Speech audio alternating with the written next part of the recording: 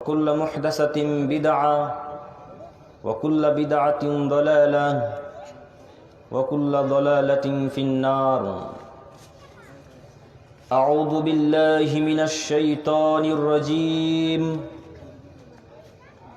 يا أيها الذين آمنوا إنما الخمر والميسير والأنصاب والأزلام رجس من عمل الشيطان فاجتنبوه لعلكم تفلحون.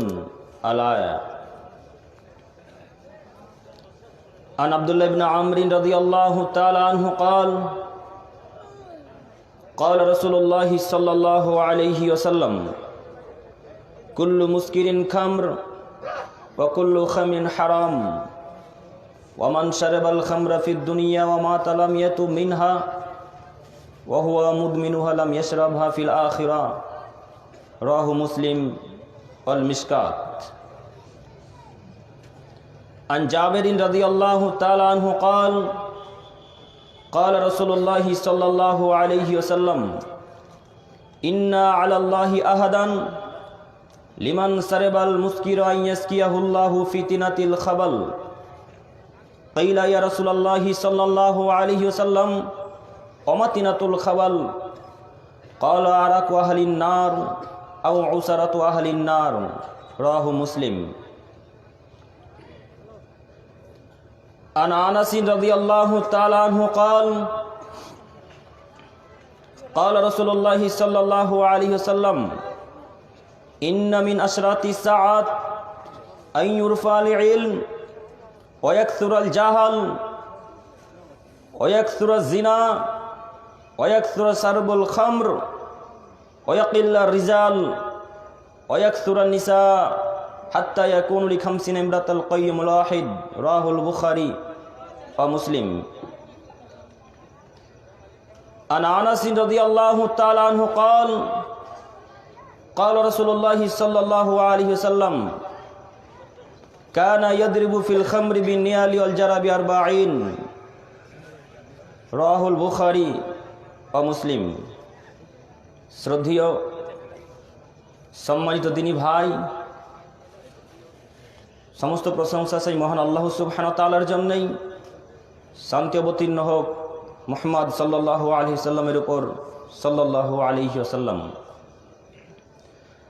আজকে আমাদের এই দিনী বৈঠকে সংক্ষিপ্ত আলোচনা হবে নেশাদার দ্রব্য, বিড়ি, গুল, গুটকা, গাঁজা, হিরোইন, এই যাবতীয় জিনিস যারা খায় পান করে তাদের সম্পর্কে গুরুত্বপূর্ণ তথ্যবহল বিবরণের চেষ্টা করব ইনশাআল্লাহুল আজিজ। সম্মানিত দিনী ভাই, আলোচনা করার প্রথমেই আমি আপনাদেরকে বলতে চাইছি পিছনে ওইভাবে দাঁড়িয়ে থাকবেন না। যিনারা দায়িত্বে আছেন যে কোনো মূল্যে তাদেরকে বসেবার অনুরোধ করুন। আমি আপনাকে অনুরোধ জানাচ্ছি আপনি দয়া করে বসে যান, অনুরোধ রক্ষা করুন, বসে যান। সম্মানিত দিনী ভাই,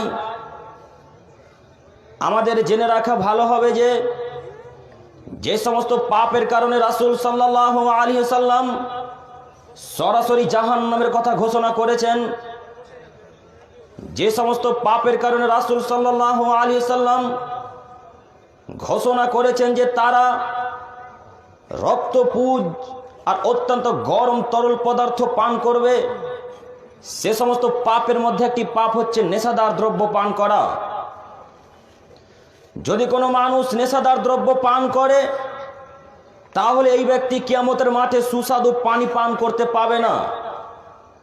সম্মানিত দিনী ভাই, আমাদের জেনে রাখা ভালো হবে যে এই সারা পৃথিবীর বুকে সব থেকে বড় পাপ হচ্ছে শিরক করা। শিরক করলে মানুষ জাহান্নামে যাবে এ কথা সত্য, পিতামাতার অবাধ্য চললে মানুষ জাহান্নামে যাবে এ কথা যেমন সত্য, মিথ্যা সাক্ষী দিলে মানুষ যেমন জাহান্নামে যাবে এ কথা যেমন সত্য, তেমনি যদি কোনো মানুষ নেশাদার দ্রব্য খায় পান করে তাহলে জাহান্নামে যাবে তেমনই সত্য। সম্মানিত দিনী ভাই বোন, পৃথিবীর মধ্যে সব থেকে বড় পাপ হচ্ছে শিরক করা। এত বড় পাপ, তারপরেও রাসূল সাল্লাল্লাহু আলাইহি সাল্লাম দুনিয়াবি কোন শাস্তির কথা ঘোষণা করেননি। পাপ হিসেবে দ্বিতীয়তম স্থান অধিকার করেছে পিতামাতার অবাধ্য চলা পাপটি। পিতামাতার অবাধ্য চলা পাপ পৃথিবীর বুকে দ্বিতীয়তম অপরাধ। এত বড় অপরাধ, তারপরেও রাসূল সাল্লাল্লাহু আলাইহি সাল্লাম দুনিয়াবি কোন শাস্তির কথা ঘোষণা করেননি। পাপ হিসেবে তৃতীয়তম স্থান অধিকার করেছে মিথ্যা সাক্ষী দেওয়া পাপটি। এত বড় পাপ, তারপরেও রাসূল সাল্লাল্লাহু আলাইহি সাল্লাম দুনিয়াবি কোন শাস্তির কথা ঘোষণা করেননি। উল্লেখ্য যে যদি কোনো মানুষ নেশাদার দ্রব্য খায় পান করে, তাহলে তাকে 40 লাঠি পেটাতে হবে। এটা দুনিয়াবি শাস্তি। সম্মানিত উপস্থিতি, রাসূল সাল্লাল্লাহু আলাইহি সাল্লাম দুনিয়াবি শাস্তির কথা কিছু কিছু পাপের ঘোষণা করেছেন। তার মধ্যে এক, যদি কোনো মানুষ চুরি করে তাহলে তার হাত কেটে ফেলে দিতে হবে। পরকালে তার জান্নাত হতে পারে, জাহান্নাম হতে পারে। যদি কোনো মানুষ কোনো মানুষের নামে অপবাদ লাগায়, তাহলে তাকে 80 লাঠি পেটাতে হবে। পরকালে তার জান্নাত হতে পারে, জাহান্নাম হতে পারে। যদি কোনো মানুষ অবিবাহিত অবস্থায় জেনায় লিপ্ত হয়, তাহলে তাকে 100 লাঠি মেরে 1 বছরের জন্য এলাকা থেকে তাড়িয়ে দিতে হবে। তিনি বলেন, যদি কোনো মানুষ বিবাহ করার পর জেনায় লিপ্ত হয়, তাহলে তাকে ইট ঢেল পাথর দিয়ে মেরে মেরে মেরে মেরে ফেলতে হবে। পৃথিবীতে তার বাঁচার আর কোনো পথ নেই। এটা হচ্ছে দুনিয়াবি শাস্তি। তেমনি যদি কোনো মানুষ নেশাদার দ্রব্য খায় পান করে, তাহলে তাকে 40 লাঠি পেটাতে হবে, 80 লাঠি পেটাতে হবে। একথা রাসূল সাল্লাল্লাহু আলাইহি সাল্লাম বলেন। অতএব কথাকে মূল্যায়ন করুন, কথাকে মানার চেষ্টা করুন। অযথা কথাকে হেউ তুচ্ছ করবেন না, কথাকে একেবারে অক্ষরে অক্ষরে পালন করার চেষ্টা করবেন। মহান আল্লাহ তাআলা বলেন, পৃথিবীর মানুষ শোনো, ইয়া আইয়ুহাল্লাযীনা আমানু, হে পৃথিবীর ঈমানদার মানব সম্প্রদায়, তোমরা যারা ঈমান এনেছো, তোমরা যারা স্বীকার করে নিয়েছো যে আল্লাহ তাআলা এক, তোমরা যারা স্বীকার করে নিয়েছো যে মুহাম্মদ সাল্লাল্লাহু আলাইহি সাল্লাম আল্লাহর শেষ নবী ও রাসূল, তোমরা যারা স্বীকার করে নিয়েছো যে কবরের আযাব সত্য, জান্নাত জাহান্নাম সত্য, তোমাদেরকে বলছি তোমরা শোনো, ইন্নামাল খামরু ওয়াল মাইসির ওয়াল আনসাব ওয়াল আজলাম, মদ, জুয়া, প্রতিমা, ভাগ্যবাজি, ফলবাজি, এগুলি থেকে বেঁচে থাকবে। মদ, জুয়া, প্রতিমার পূজা করা, ভাগ্যবাজি, এগুলি থেকে বেঁচে থাকবে। কেন? রিজসুম মিন আমালিশ শয়তান, এইগুলি হচ্ছে শয়তানের অপবিত্র কর্ম।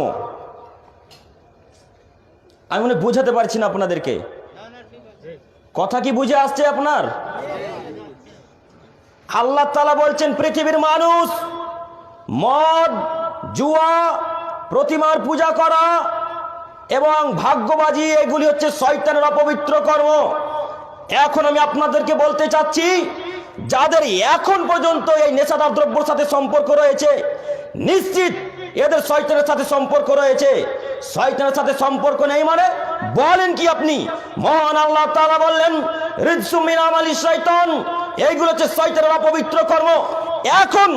এখন উপস্থিত আপনি আপনার পকেটে বিড়িয়া দেশালায় আছে, নিজেকে মানুষ মনে করেন না? নিজেকে কাপুরুষ মনে করেন? মানুষের শরীরে কি রক্ত নেই? যা আছে সবই পুজ নাকি? মাথাতে কি মগজ নেই? যা আছে গোবর? কোন লজ্জায়, কোন সাহসে আপনি এখন এই ময়দানে, এই উপস্থিত আলোচনায় এখন আপনার পকেটে বিড়ি দেশালায় থাকবে? মানে কি দেখাতে চাচ্ছেন? নিজেকে মানুষ মনে করে পৃথিবীর বুকে বসবাস করতে হবে। হাজারো দিন বলেছি, কাপুরুষের পরিচয় দিয়ে পৃথিবীর বুকে বসবাস করবেন না। অমানুষের পরিচয় দিয়ে পৃথিবীর বুকে বসবাস করে কোনো লাভ নেই। আপনাকে বলে যাচ্ছি, 24 ঘন্টার মধ্যে সমস্ত বিড়ি সিগারেটকে লাথি মেরে ড্রেনে ভাসতে দিতে হবে। এর বিকল্প কোনো রাস্তা নেই। যে কোনো মূল্যে নীতিকে ত্যাগ করে রাসূল সাল্লাল্লাহু আলাইহি সাল্লামের নীতিতে ফেরত আসতে হবে আপনাকে, যে কোনো মূল্যে। সম্মানিত দিনী ভাই বোন, বলছিলাম এই মাইকের আওয়াজ যতদূর পর্যন্ত যাচ্ছে সমস্ত দিনই মা ও বোনদেরকে বলতে চাচ্ছি, একটু কাজকর্মকে ত্যাগ করে আমার এই আওয়াজের দিকে লক্ষ্য করুন। আপনার কোনো না কোনো উপকার করবো ইনশাআল্লাহ, এটা আমি আশাবাদী। মহান আল্লাহ তাআলা বললেন, পৃথিবীর মানুষ ফাজতানিবুহু, তোমরা এইগুলি থেকে যদি বেঁচে থাকো লাআল্লাকুম তুফলিহুন, তাহলে তোমরা সফল প্রাপ্ত ব্যক্তি হবে। ফাজতানিবুহু, এগুলি থেকে বেঁচে থাকো, লাআল্লাকুম তুফলিহুন, তাহলে তোমরা সফল ব্যক্তি। বলুন তো আপনি এখনো সফল ব্যক্তি হতে পেরেছেন কিনা? পকেটে এখন পর্যন্ত বিড়ি আর দেশলাই নিয়ে বেড়াচ্ছেন আর আপনি নিজেকে ভাবছেন আমি সফল ব্যক্তি? ছি, থু। আপনার লজ্জা লাগে না? হায়া হয় না? আপনার ইতস্তবোধ হয় না? বোধগম্য হয় না? মানবতা নেই, হায়াবোধ নেই? লজ্জাবোধ থাকা উচিত, বোধগম্য থাকা উচিত, ইতস্তবোধ থাকা উচিত। কোন লজ্জাই আপনি মুসলমান ঘরে জন্মগ্রহণ করার পরেও আপনার পকেটে বিড়িয়ে দেশলাই থাকে? কোন লজ্জাই? গুল থাকে কোন লজ্জাই? থাকবে কেন? মুসলমান ঘরে জন্মগ্রহণ করেছেন আপনি, কোন হিন্দুর বাচ্চার ঘরে জন্মগ্রহণ করেননি, কোন খ্রিস্টান বাচ্চার ঘরে জন্মগ্রহণ করেননি, কোন ইহুদির বাচ্চার ঘরে জন্মগ্রহণ করেননি। আপনি মুসলিম, আপনার বাপ মুসলিম, আপনার 14 গোষ্ঠী মুসলিম। আপনি কোন লজ্জায় কাফেরের নীতিতে চলে গেলেন? কোন লজ্জায় ইহুদি খ্রিস্টানদের নীতিতে চলে গেলেন? নিজেকে কি মুসলিম মনে করেন না, অমুসলিম মনে করেন? আপনাকে বলিনি কোন একদিনের আলোচনায়, নিজেকে যদি মুসলমান দাবি করেন সমস্ত নীতিকে ত্যাগ করে রাসূল সাল্লাল্লাহু আলাইহি ওয়াসাল্লামের নীতিতে চলে আসতে হবে। আর যদি আপনি এখন পর্যন্ত নেশাদার দ্রব্য খাই পান করেন, তাহলে যেই দিন আপনাকে কোনো মানুষ জিজ্ঞাসা করবে আপনার নাম কি, সেই দিন আপনাকে বলতে হবে আমার নাম গৌতম বুদ্ধ, আমার বাপের নাম অমুক বুদ্ধ। এইভাবে হিন্দুদের নাম দিয়ে পরিচয় দিতে হবে, কোনো মুসলমানের পরিচয় দেওয়া চলবে না। বলেন কি আপনি মুসলমানের পরিচয় দিয়ে মদ গাঁজা খাই পান করেন? কোন লজ্জায় আপনি? আপনার লজ্জাবোধ থাকা উচিত। আমি আপনার উপকারের জন্য এসেছি, আপনি আমার আওয়াজের দিকে লক্ষ্য করুন। কেউ কারোর গায়ে হাত দিয়ে থাকবেন না, এমন ভাবে বসে থাকুন যেন মনে হবে আপনি পাথর বসে আছেন, পাথর। পাখি যদি আপনার মাথার উপরে এসে বসে, পাখি যেন বুঝতে পারে এটা মানুষ না, এটা পাথর। এইভাবে আলোচনা শুনুন। কারোর গায়ে কেউ হাত দিয়ে থাকবেন না, একটা মুখে কথা বলবেন না, নইলে হাদিসের অর্থ আয়াতের অর্থ বুঝতে পারবেন না। আমি জঙ্গিপুর সন্তোষপুর থেকে এসেছি শুধু আপনার উপকারের জন্য। আমার এতে কোনো লাভ নেই, টাকার জন্য আসিনি। আপনার কোনো না কোনো উপকার করবই, এটা আমি আশাবাদী। এই আশা নিয়ে আমি আপনার কাছে উপস্থিত হয়েছি। অতএব কথাকে মূল্যায়ন করুন, আপনার কোনো না কোনো উপকার হবে ইনশাআল্লাহ। মহান আল্লাহ তাআলা বললেন, ইন্নামা ইউরিদু শাইতানু আন ইউকিয়া বাইনাকুম আদাওয়াতাল বাগদা ফিল খামরি ওয়াল মাইসির। পৃথিবীর মানুষ, শয়তান তোমাদের মাঝে মদ এবং জুয়ার মাধ্যমে ঝগড়া বিবাদ সৃষ্টি করতে চাই। দেখতে পান না আপনি? এই সমস্ত এলাকাতে ঘুরুন একবার। যে সমস্ত এলাকায়, যে সমস্ত পরিবারে মদ গাঁজা চলে, সে সমস্ত পরিবারে দেখুন প্রায়ই ঝগড়া ঝামেলা। ঠিক কথা না? যে সমস্ত পরিবারে মদ গাঁজা হিরোইন চলে, সে সমস্ত পরিবারে দিন রাত ঝামেলা। শয়তান তো চাই যে ঝগড়া ঝামেলা করাতেই এটাই তার বড় কাজ। আল্লাহ তাআলা বলছেন, ওয়ায়াসুদ্দাকুম আন যিকিরিল্লাহি ওয়া আনিস সালাত। শয়তান তোমাদেরকে চায় আল্লাহর জিকির থেকে দূরে সরিয়ে রাখতে, তার সালাত থেকে দূরে সরিয়ে রাখতে। ফাহাল আনতুম মুনতাহুন। পৃথিবীর মানুষ, তাহলে কি তোমরা তাই করবে? শয়তান যে পথে চালায়, শয়তান যেমন করে আপনাকে নিয়ে যায়, আপনি কি তেমন ভাবে চলবেন? পৃথিবীর মানুষ, তোমরা শুনে রেখো, শয়তান যেভাবে তোমাদেরকে চালাচ্ছে ওইভাবে যদি তোমরা চলো, শয়তান যেখানে যাবে তোমরাও সেখানে যাবে। শয়তান কোথায় যাবে? বোঝাতে পারি না কথা মনে হয়। শয়তান যেমন জাহান্নামে যাবে, তেমন আপনাকেও জাহান্নামে যেতে হবে। বোঝেননি কথা? এখন আপনার করণীয় কি? আপনার করণীয় হচ্ছে এই বিড়ি, মদ, গাঁজা, হিরোইন, গুল, গুটকাই, যত যাবতীয় নেশাদার দ্রব্য আছে সমস্ত জিনিসকে লাথি মেরে ড্রেনে ভাসতে দিতে হবে। 24 ঘন্টার মধ্যে, সময় বেশি নয়, 24 ঘন্টা মাত্র। আপনাকে 24 ঘন্টা সময় দিলাম। এই 24 ঘন্টার মধ্যে যত দোকানে বিড়ি আর দেশালাই রয়েছে, সিগারেট রয়েছে, গুল গুটকা রয়েছে, সমস্ত জিনিসকে ত্যাগ করে ফেলে দিন। লাথি মেরে তাকে ড্রেনে ভাসতে দিতে আর বলতে হবে, তোমার মুখে আমি লাথি মারি, তোমার মুখে লাথি মারি, তোমার মুখে লাথি মারি। আমি বেঁচে থাকা অবস্থায় তুমি আমার দোকানের